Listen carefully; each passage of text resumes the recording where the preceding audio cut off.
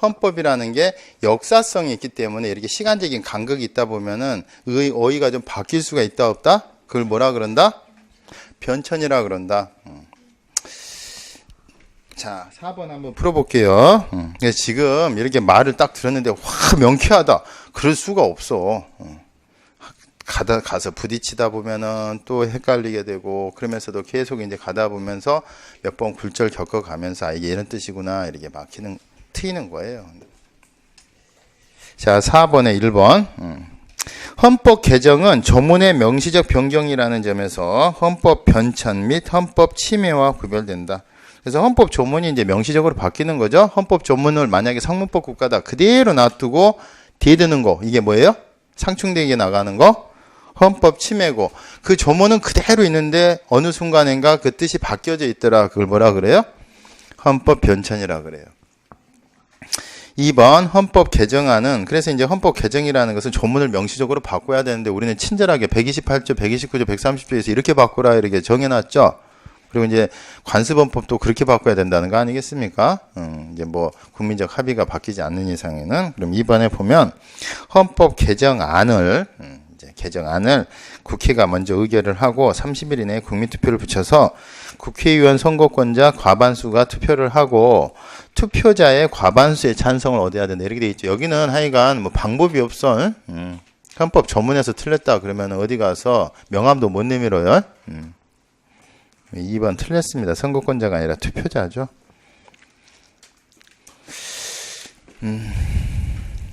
선거권자 과반수면 훨씬 많아지겠죠? 실제 투표를 안 한 사람과 무효표를 다 합산했을 때의 과반수니까. 근데 투표자의 과반수라 그러면 훨씬 작아요, 안 작아요? 그거 빼고 실제 투표한 사람들 중에서 반만 넘으면 돼요.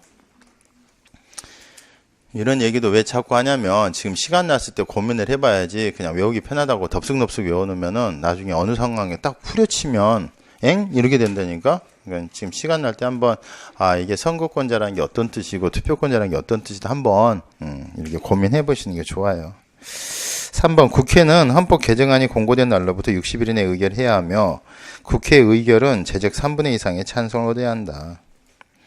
4항 대통령의 임기 연장 또는 중임 변경을 위한 헌법 개정은 헌법 개정 제안 당시 대통령에 대해서는 효력이 없다. 그러니까 개정은 가능한데 너는 그 혜택을 못 본다는 거죠. 만약 하면 어떻게 돼? 7공화국 헌법으로 개정이 됐어. 대통령 영원히 어때요? 그리고 그 다음에 또 친절하게 이것까지 넣어놓고 붙이게 저기 대통령이 영원히 한다는 것은 종전 6공화국의 소급에서 적용된다까지 넣어놨어. 누가? 국민투표를 거쳐서.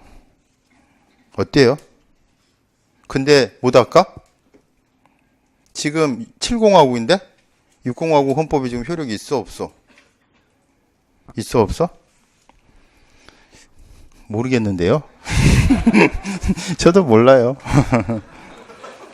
지금 우리 6공화국 헌법 당시에는 안 된다는 거야.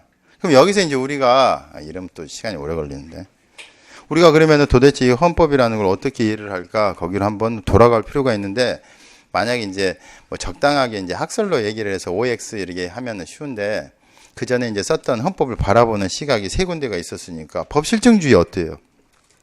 거의 바뀌었으니까 나는 그 이전은 모른다잖아. 지금 헌법이 할 수 있대잖아. 하는 거지. 그죠? 그럼 6공화국 때 그건 뭔 의미인데? 의미 없어. 지금대로 있으면 돼. 재정 권력, 개정 권력, 입법, 법률 구별해 안 해? 아니 헌법에 구별한다고 돼 있으면 구별하는 거 아무 말 없으면 구별 없어. 똑같아. 오 너무 순수해? 그래서 순수학파지. 순수법학파지. 그죠? 그럼 만약에 법 실증주의 하면은 지금 영원히 하는 거야 안 해? 7공화국 헌법에서 계속 대통령 하는 거야 안 하는 거예요? 하는 거지. 결단주의로 가면 칼 슈미트 결단주의로 가면 칼 슈미트로 가면은 결단주의로 가면은 혹시 대통령이 5년에 한 번 한다는 것이 결단에 해당하는 거냐 헌법에 해당하는 것, 즉 재정 권력이 만든 재정규범이냐 아니면 바뀔 수 있는 개정 권력이 만든 개정규범이냐에 따라서 달라져. 만약에 그게 민주공화국이다 못 바꿔 바꾸는 순간 그건 헌법이 아니야. 침해지. 아시겠죠?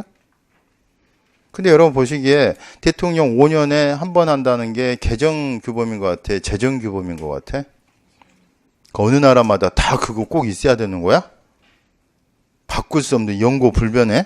아니잖아. 저는 개인적인 생각으로 그거는 바꿀 수 있는 개정규범이라고 생각합니다. 그리고 바뀐 이상 방법 없다고 생각합니다. 저는. 근데 그걸 이제 아니라는 견해들. 그러면 진짜 허탈해지잖아. 6공화국에서 기껏 만들어 놓은 게 뭔 의미가 있어? 이렇게 되는 거죠. 그러니까 이제 아니다 이런 견해도 있을 수가 있겠지. 통합주의. 너무 좋죠? 그때 달라요. 국민적 합의 컨센서스가 바뀌어 있으면요. 그냥 이미 끝난 거예요. 국민적 합의가 그대로 6공화국으로 남아 있으면 저 조항은 효력 없는 거예요. 그죠? 그래서 여러분들이 재정 권력하고 개정 권력을 구별하는 견해. 그래서 칼 슈미트로 이제 정리를 하시는 게 제일 좋아. 다수설이니까. 우리 헌법 130개 조문 중에서 우리 헌법재판소는 부정하죠.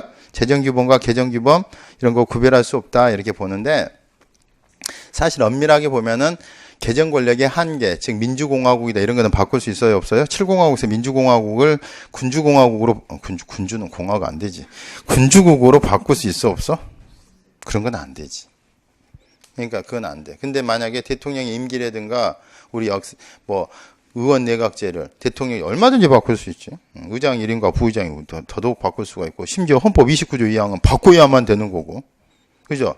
이런 것들이 있을 수가 있죠. 차등이 있을 수가 있죠. 그런 건데 제가 볼 때는 대통령의 임기 한 번에 5년 이거를 정말 우리 역사성에 비춰볼 때 재정규범이나 진비 없다 그러면 이거는 안 바뀌어. 7공화국에서도 바꿔도 절대 이거는 효력이 되고 그 대통령이 효력 없어. 이렇게 가는 견해가 있겠고 저처럼 그걸 어떻게 아무리 헌법의 생활기본성이나 역사성을 본다 하더라도 그게 무슨 진짜 영구 불변의 어떤 진리로 볼 수 있는 자연법의 원리로는 볼 수가 없는데 그렇게 되면은 커팅 당하면은 바꿔버리면 되는 거고 이렇게 되는 거죠.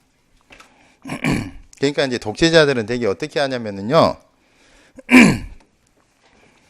뭐는 거치냐면은 이렇게 어떤 특수 기관을 만들어 갖고요. 쿠데타 같은 걸 만들고 특수기관을 거쳐서 거기서 원래는 뭐 해야 돼요? 국회에서 의결을 해서 국민투표를 거친다 이런 절차를 거치면 지네가 거기서 이렇게 거쳐.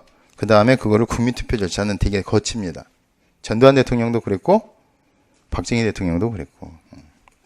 그러니까 애매하지. 만약에 국민투표도 안 거쳤다 그러면은 재정규범의 어떤 틀을 깼다 그러면 저 헌법은 무효야 이렇게 볼 수도 있는 여지가 있는데 국민투표는 다들 거치더라고요. 조작을 하는지 어쩐지 모르겠지만 또 압도적으로 또 4공화국 헌법은 유신헌법은 90몇 % 나왔죠? 찬성률이? 병원에 응급 상황 있는 사람도 가서 기어가서 투표를 했다는 말이 있어요. 이걸 안 하면 안 된다. 우리나라가 망한다. 이렇게 생각을 하고. 그분들을 욕할 생각은 없어요. 그분들은 전쟁을 경험했던 분들이고 나이 드시고 못 배우시고 그런 분들이니까 문제는 젊고 머릿속에 든 친구들이 그런 생각 갖고 있으면 안 되죠. 자, 그래서 4번 대통령의 임기 연장 또는 중임 변경을 위한 헌법 개정은 개정 제한 당시 대통령에 대해서는 효력이 없다. 우리 헌법 조항이 있으니까. 자, 5번 헌법의 재정 개정 변천에 관한 설명으로 옳지 않은 것은 역사적으로 볼 때 헌법 재정 권력자가 누구였는지에 대해서 다툼은 있었지만 뭐예요?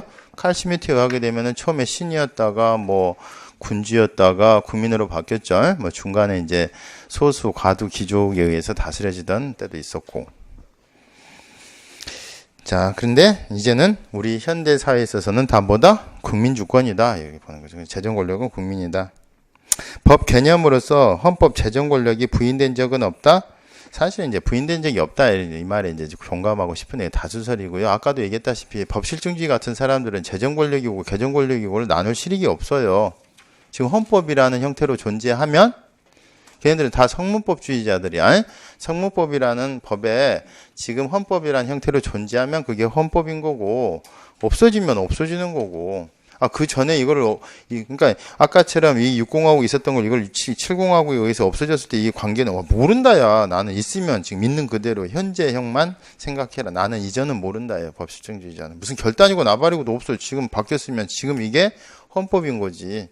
그리고 헌법에서 재정 권력이라고 해놓으면 재정 권력이고, 개정 권력이라고 하면 개정 권력이고, 법률이라고 하면 법률이고, 아무것도 아무 말 없으면 그냥 헌법인 거고, 뭐 헌법 안에 뭘 두 개를 나누면 뭐 이렇게 되는 거지. 그래서 법 개념으로서 헌법 재정 권력이 부인된 적 있습니다. 특히 법 실증주의자들. 그 3번 지문 보면은요. 법 실증주의자들은 일반적으로 헌법 재정 권력과 개정 권력을 구분하지 않는 데 반하여 자연법론자들은 양자를 구분한다. 이런 것들이 칼 슈미트로 발전된 거예요. 그래서 인간으로서의 권리 뭐 이런 것들 그게 헌법에 있어서가 아니라 그럼 만약에 우리 헌법 37조 1항을 바라보는 시각도 달라요. 법 실증주의자들은 우리 헌법에 있으면 있는 것대로 그게 기본권의 내용을 구성을 하는 거고 없으면 없는 거예요. 그런 기본권 없어요. 만약에 우리 37조 1항처럼 열거되지 아니한